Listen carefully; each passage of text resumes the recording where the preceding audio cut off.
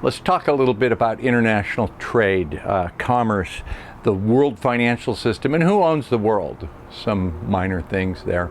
Okay, so we have trade and commerce in about the 1600s. It had been going on before that, but let's say the conquistadors came down and then they started doing their thing, and we had ships going back and forth to Europe. And they were doing internet. Actually, they came down here and stole a bunch of shit.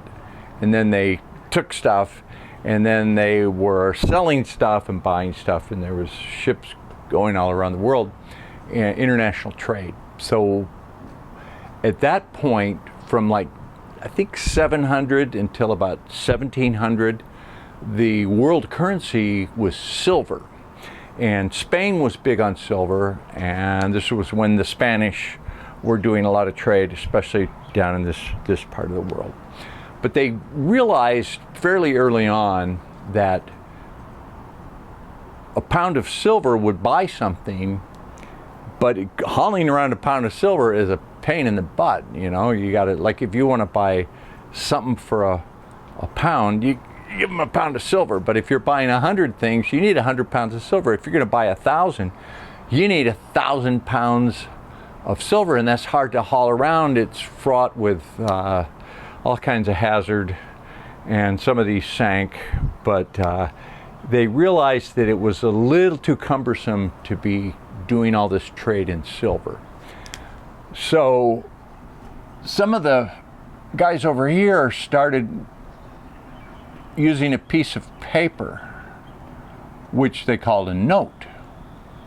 And a note would represent, like, say, a pound of silver.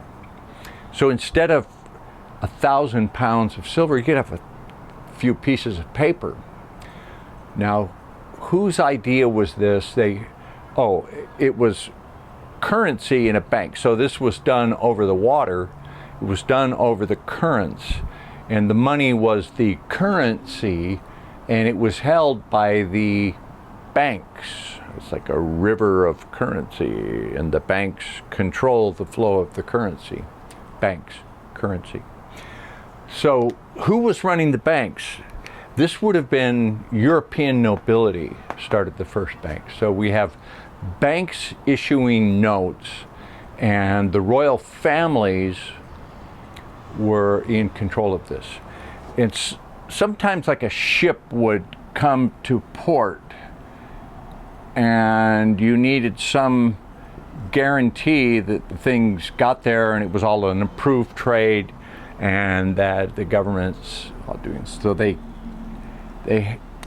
had a thing called a stamp, and the stamp begat the postal system, because you needed some system to verify, approve, and control the contracts, the covenants, the notes, the agreements, all the official correspondence that constituted world trade. And so who established the postal system was right here off of the boot, the Vatican, the Pope. So the postal system was implemented, designed, controlled by the Vatican, the Vatican postal system. So stamps were approved. So we had banknotes, currency, and stamps all under the Vatican. By the way, speaking of the postal system, who was the first Postmaster General of the United States? Look it up. That was Benjamin Franklin. Who was Benjamin Franklin? He was a very famous, one of the founding fathers. He was a top Freemason. So we had the Freemasons involved in a postal system that was overseen by the Vatican and the European nobility. And the United States, one of the founding fathers was the Freemason who was working for the Vatican as the postmaster, Benjamin Franklin. And so the story goes is that we had a little revolution over here. We fought King George and we won, And so we became free, and we took the land away from King George, which is actually a really nice legend. It's a good story. We're growing up believing that. We can hear a little siren in the distance going by. Always have a siren. So, does the U.S. really own? The question is, do you own your country? And of course you don't own your country. We have something. The establishment of this territory was done under the Organic Act. There are actually a few Organic Acts, but Organic Act. What is the Organic Act? The Organic Act establishes a territory of the United States. So the territories here in North America were created by the Organic Act. And just like the postal system, who was the superseding authority, who was the higher authority that authorized and allowed the Organic Act to create these territories? That was the Pope in the Vatican. So the Vatican approved the Organic Act. Now, if you look at all this land over here, this land is your land, this land is my land. No, it's not. It is held by what we call a allodial title. See, what I'm telling you is there's code that governs the world, and it's the law, the framework, the contractual agreement for ownership and the maintenance of commerce throughout the world. And it is, the U.S. Constitution is subordinate to this. So we have a allodial title. Let me tell you what a allodial title is. A allodial title is ownership of real property that is independent of any superior landlord. It is ownership of real property. This is real property. So it's the ownership of this real property that is independent of any superior ownership. And what that means is, under the Organic Act, the allodial title was kept. The territories were formed as a trust. So the U.S. government is a trust owned by, under the Organic Act, European royal families, primarily France, Spain, and Great Britain. So it's the British royal family, the French own some, and the Spanish. And they divided this up and said, well, you know what? These Americans are so hard to govern. What we're going to do is, let's just wipe our hands of this administration. We're going to still own the place as granted by the Vatican. The Vatican is the ultimate authority. The royal families keep ownership, like the Commonwealth. It's a little more obvious up in Canada, down in, I don't have Australia down here, but other places under the Commonwealth. What they do is they allow the administration of the landless peasants. So we landless peasants can have the illusion of our democracy.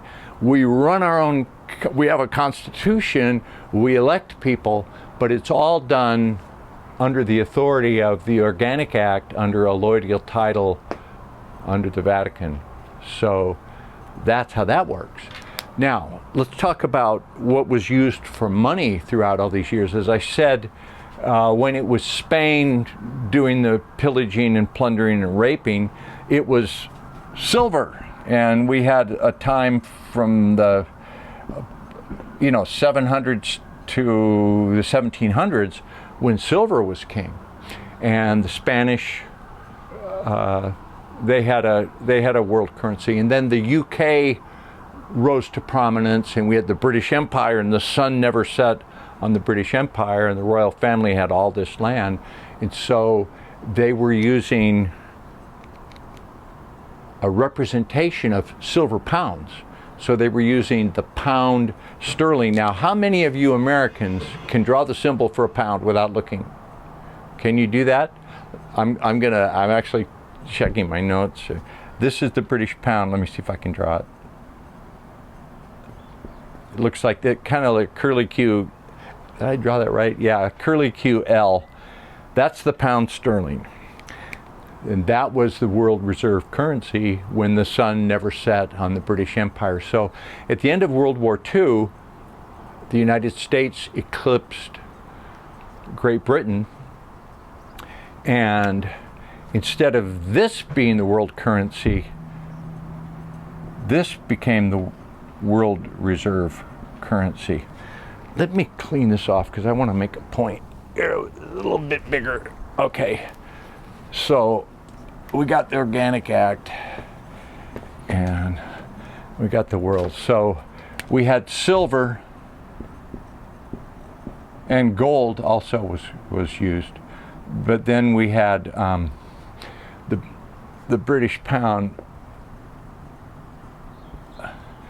And when the United States came to power after World War II, the US dollar. US dollar originally was backed by gold. At the Bretton Woods agreement at the end of World War II, they said, well, you know what, we can go on a fractional reserve. So it would be like only a small amount of gold for every dollar. You had like 10%. Let's have some more sirens going by. There we have a ambulance going up the freeway. All right, I live in a noisy place. So we have the US dollar. Where was I? Backed by gold. Bretton Woods, fractional reserve. This is an interesting point I'm going to make right here. Why did we go off the gold standard in 71?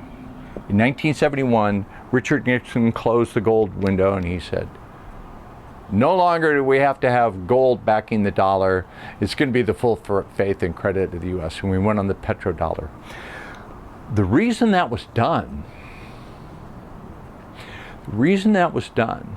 was because the U.S. had more productivity and commerce than they did gold to back it up. So America had achieved such a strong industrial output, and we were creating so much goods and services. The GNP, the gross national product, was just, we had such a fine standard of living, and I got to live through it, that there wasn't enough gold in reserve, like in Fort Knox, to fractionally back up the amount of trade that we were doing. So they had to go off the gold standard. So we went off the gold standard to allow this explosion of productivity. I hear Bix Weir right now, but Dick, there's so much gold in the Grand Canyon, there's enough gold that they could back it all by gold. But the point is, Bix, you don't own that gold, I don't own that gold, because that gold down here in the Grand Canyon is in land that is held in a allodial title, not by us. If we were to go try to take that gold out of the Grand Canyon, that would be considered theft. We would be taking it from royal families and the ultimate owners, so that's not going to be allowed.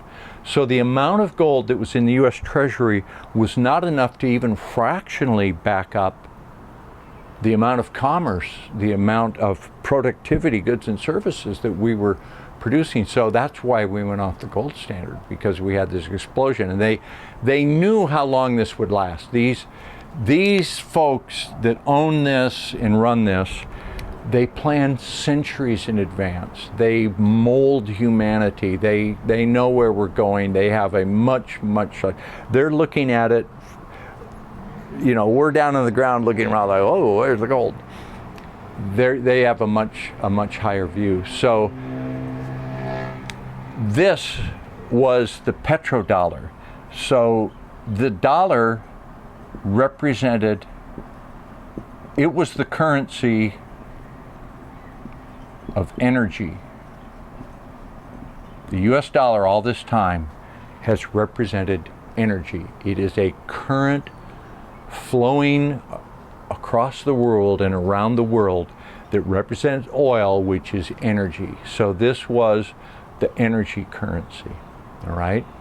Now, this is very important. If the dollar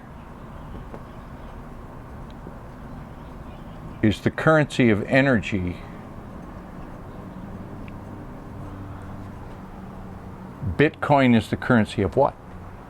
What does Bitcoin represent? Bitcoin is the currency of information. And here's another really important point I'm going to make. Bitcoin is the currency of information, and we're in an information age. Information is king.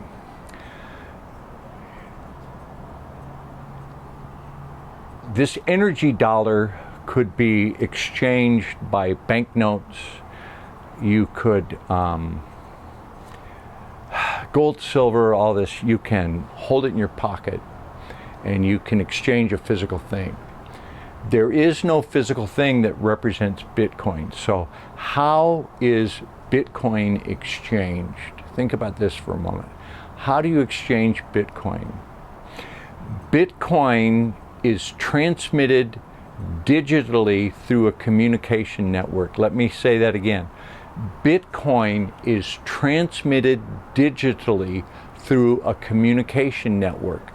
And by definition, by the fact that it is communication transmitted over a network, means that this is governed under international law. So when you're using Bitcoin, just by the act of using it, by the act of doing KYC, by the act of creating a wallet, by exchanging anything for Bitcoin or Bitcoin for anything, you are putting yourself voluntarily, willingly under international law, which is still part of the code that goes back through time through all monies. The question I would ask you, if you're using digital currency, if you're using cryptocurrency, what national authority is needed to authorize and allow you to use Bitcoin and cryptocurrency? What national authority? What government state? What nation state? What part of any nation state allows you to use Bitcoin? No nation state controls Bitcoin. Bitcoin is trustless. It doesn't need a third party, which means you don't need nation states. You don't need these regional governments. You don't need the United States of America to guarantee or allow Bitcoin. Bitcoin is the global currency. It's the currency, cryptocurrency is going to be the currency, the information flow, the means of exchange in a new global world. If you're using cryptocurrency, you've already acquiesced to globalism. I'm sorry to tell you that. How could it be any other way? How do you think you're going to use Bitcoin to ensure a regional nation-state government? Can't be done. If this is information like this is useful or of any interest to you, I'm just like really quickly scratching the surface. We have so much more information like this on futureforecastinggroup.com, our private website. We have information that we can't share in public. We have sources that we can't share in public. futureforecastinggroup.com. You can get a visionary level membership for a 14-day free trial. Yes, you've got to go put your information in a credit card. If you don't like the information, if you don't want to keep your membership, I guarantee you just cancel it. You won't get charged, and it won't have a recurring charge that you have a hard time getting rid of. futureforecastinggroup.com. That's my little summation of, that's a messy board, isn't it? But that's a lot of information. World trade, world currency, who owns the world. futureforecastinggroup.com.